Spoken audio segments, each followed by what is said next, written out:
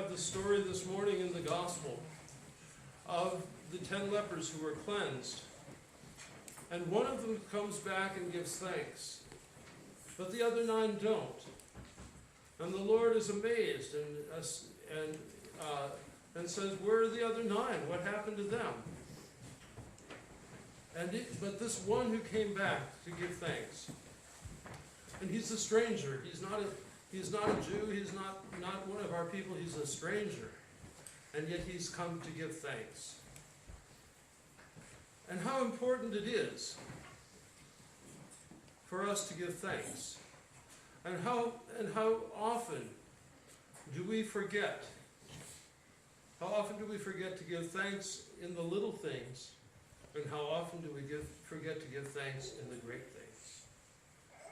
And so when you think about all of the ways that God has blessed you in your life, for all of the things, all of the people He's brought into your life, all of the relationships, all of the good things that have happened to you throughout your life, and also all of the hard things and all of the difficulties and all of the trials and all of the temptations, because those are all ways in which we work out our salvation.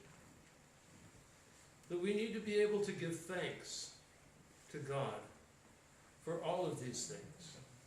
We need to be to completely be open to His will, to accept whatever it is that God has for us, and to do so with an attitude of thanksgiving and openness, of gratitude, because it is through the trials and temptations as well as through the joys that we build our faith, and that we grow as people. You know, think about relationships. Think about marriage.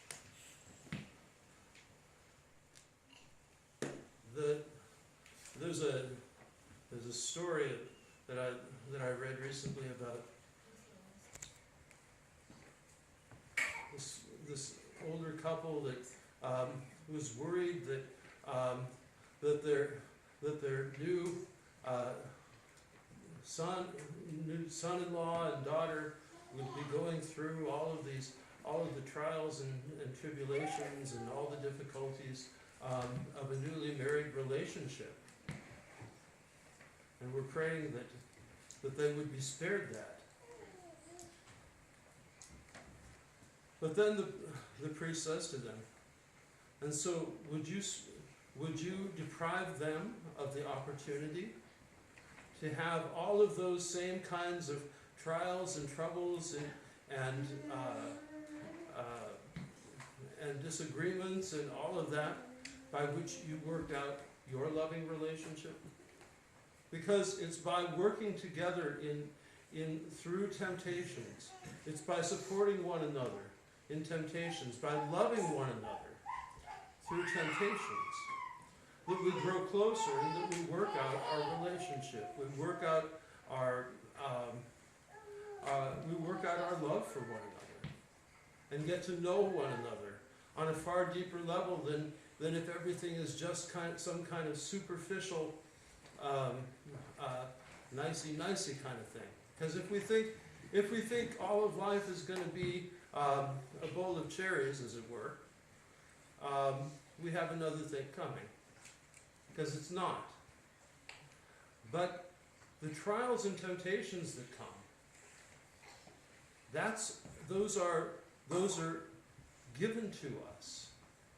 It's not that God wills that we have troubles, but He wills for us He allows for us to be tempted. He allows us to go through difficult times in order that we might attain to that kind of maturity which can then share and encourage those who are going through trials and temptations after us. And in growing closer together, in building a relationship that's based on really, really understanding how the other feels, how the other thinks, how the other reacts, and how the other forgives. That's what makes for a relationship that lasts. That's what makes for a bond of a lifetime. The second reading was a reading for the martyrs. And of course, in our society right now, so far, we're not really subjected to the kind of martyrdom or call to martyrdom that they were back in Roman times when these holy martyrs lived. Sure, people may look at us funny when we tell them that we're Orthodox, and what is that? Is that Jewish or something like that? They may not, they don't have any, people don't have a clue, or they may think, oh, that means you're some kind of fundamentalist or something.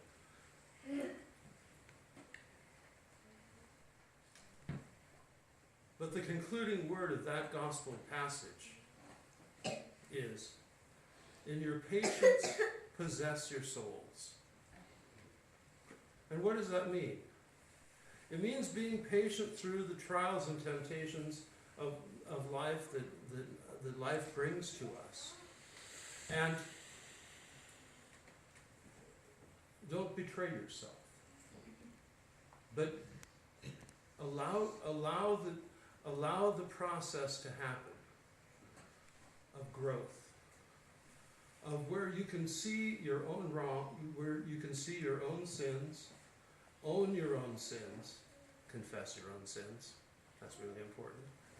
Confessing other people's sins doesn't work. But own your own sins and see how that can make you grow closer to God and closer to one another. So brothers and sisters, in patience, let us possess our souls.